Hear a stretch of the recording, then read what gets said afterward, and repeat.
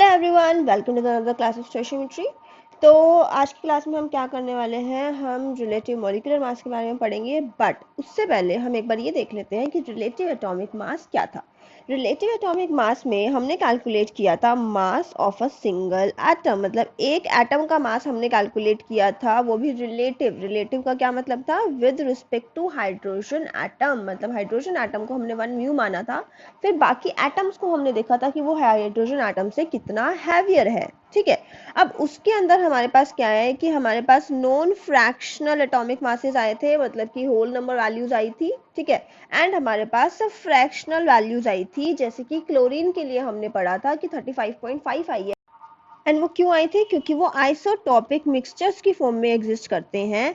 And वो जो mixtures होते हैं उनका जो अबंडेंस होता है गैसेस, वो डिफरेंट होता है। मतलब कि कोई एक आइसोटोप ज़्यादा एग्जिस्ट करता है और कोई दूसरा आइसोटोप कम एग्जिस्ट करता है, जिसकी वजह से हमें उनके मासेस का एवरेज लेना पड़ता है अगर हमें किसी सिंगल एटम का मास बताना है तो। ठीक है, अब उस एवरेज की वजह से ही हमारा जो मास निकल के आता है वो फ्रैक्शनल में निकल कर आ जाता है। ठीक है, तो this we are done with relative atomic masses, हमने सबका कैलकुलेट करके देख लिया था। अब हमें पढ़ना है रिलेटिव मॉलिक्यूलर मास।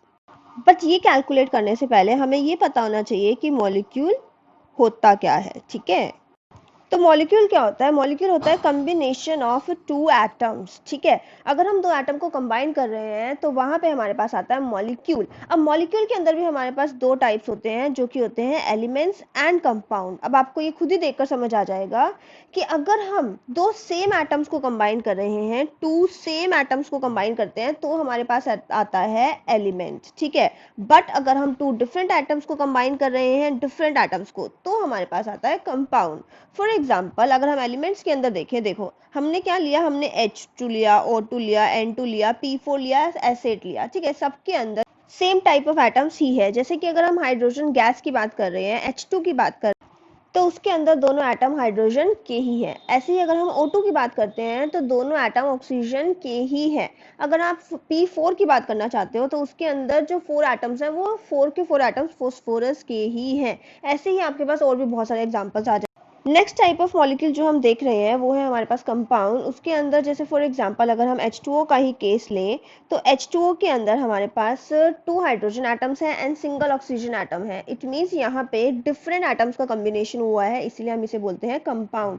ऐसे ही अगर हम CO2 का एग्जाम्पल लें तो यहाँ पे सिंगल कार्बन एटम है एंड 2 ऑक्सीजन एटम है। यहाँ पे भी डिफरेंट एटम्स का कॉम्बिनेशन हुआ है, इसलिए इसको भी बोलते हैं कंपाउंड्स।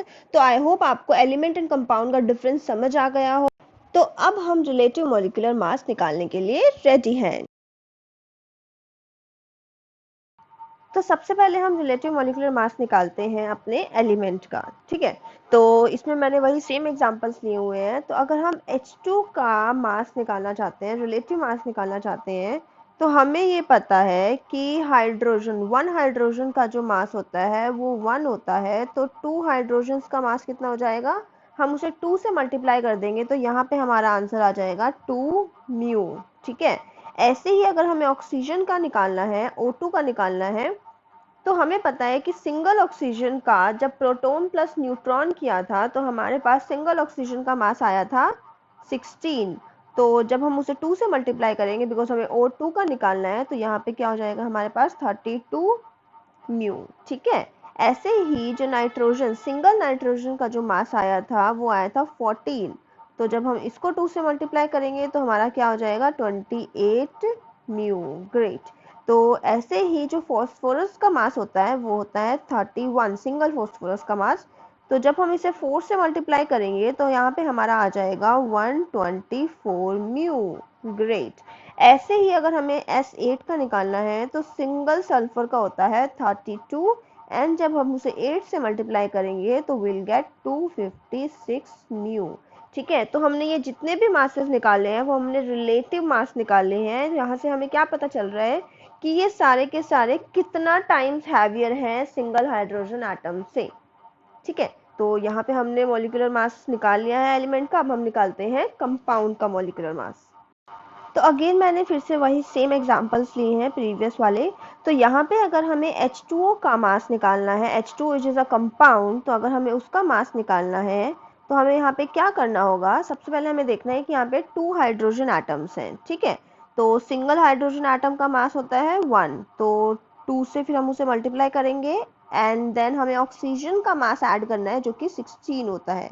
तो यहाँ पे ये टोटल हमारा क्या आ जाएगा 18 म्यू। ग्रेट, ठीक है। ऐसे ही CO2 के केस में हमें क्या देखना है, सबसे पहले कार्बन का मास देखना है, तो कार्बन का मास होता है 12। देन 2 ऑक्सीजन का मास ऐड करना है, तो सिंगल ऑक्सीजन का हमारे पास होता है 16। देन हम उसे 2 से मल्टीप्लाई करेंगे क्योंकि 2 ऑक्सीजन एटम्स का चाहिए, तो यहाँ पे हमारा मास निकल के आ जाएगा 44 म्यू, ठीक है। ऐसे ही अगर हमें NO2 का चाहिए तो सिंगल नाइट्रोजन एटम का जो मास होता है वो होता है 14। तो यहाँ पे हम फिर ऐड करेंगे 2 ऑक्सीजन एटम्स का, अगेन सेम, तो इसका आंसर आ जाएगा 46 म्यू, ठीक है। ऐसे ही अगर हमें H2SO4 का देखना है तो H2SO4 में सबसे पहले 2 हाइड्रोजन एटम्स हैं, तो 1 इंटू 2, ग्रेट, 1 हमारा सिंगल हाइड्रोजन एटम का मास था, प्लस सल्फर का मास ऐड करेंगे which is 32 and 4 oxygen atoms का मास ऐड करेंगे। सबसे पहले देखेंगे कि सिंगल ऑक्सीजन का कितना होता है 16, तो उसे 4 से मल्टीप्लाई करेंगे, तो यहाँ पे हमारा निकल के आ जाएगा 98 म्यू। ग्रेट, तो यहाँ पे हमने कंपाउंड्स का रिलेटिव मॉलिक्यूलर मास निकाल लिया है, वो भी हमने रिलेटिव मास निकाला है जो कि होता है हमारा with respect to hydrogen atom. मैं फिर से वही बोल रही हूँ बार बार एक ही चीज कि रिलेटिव ध्यान रखना, हम रिलेटिव से क्या कहना चाहते हैं। तो नेक्स्ट अब हम निकालने जा रहे हैं हमारा absolute atomic and molecular mass, मतलब actual atomic and molecular mass हम निकालना जा रहे हैं। अभी तक हम क्या कर रहे थे, हम हाइड्रोजन के रिस्पेक्ट में निकाल रहे थे, बट नहीं, अब हम हमारा एक्चुअल मास निकालेंगे इन ग्राम, ठीक है। अब देखो, अब अगर हमें सबसे पहले हाइड्रोजन एटम का ही मास, तो हमें पता है कि हाइड्रोजन एटम के अंदर सिर्फ सिंगल प्रोटॉन होता है एंड उस सिंगल प्रोटॉन की वजह से ही हम उसका मास 1 म्यू बोल रहे थे। अब बिकॉज हमें पता है कि 1 प्रोटॉन का मास जो होता है हमारा वो 1.6 into 10 raise to the power -24 gram होता है, तो हमें पता है कि सिंगल प्रोटॉन है, हमें पता है प्रोटॉन का मास क्या है, तो हम यहाँ पे क्या कह सकते हैं कि हाइड्रोजन एटम का जो मास होता है वो होता है 1.6 into 10 raise to the power -24 gram, ठीक है। तो अब हमारे पास यहाँ पे हाइड्रोजन एटम का मास आ गया है, तो ऐसे ही कंपेयर करके हम बाकी एटम्स का भी मास निकाल सकते हैं। तो ऐसे ही अगर हमें हीलियम एटम का मास निकालना है तो हमें पता है कि हीलियम एटम 4 टाइम्स हैवियर होता है हाइड्रोजन एटम से, ठीक है। तो 4 टाइम्स हैवियर अगर वो हाइड्रोजन एटम से है, तो अब हमें पता है हाइड्रोजन एटम का मास कितना है ग्राम में, तो हम उस 4 म्यू वैल्यू को 1 हाइड्रोजन एटम के मास से मल्टीप्लाई कर देंगे, मतलब एक्चुअल में हम 1 प्रोटॉन के मास से मल्टीप्लाई कर रहे हैं, तो यहाँ पे हमारा आंसर क्या हो जाएगा 6.4 into 10 raise to the power -24 gram.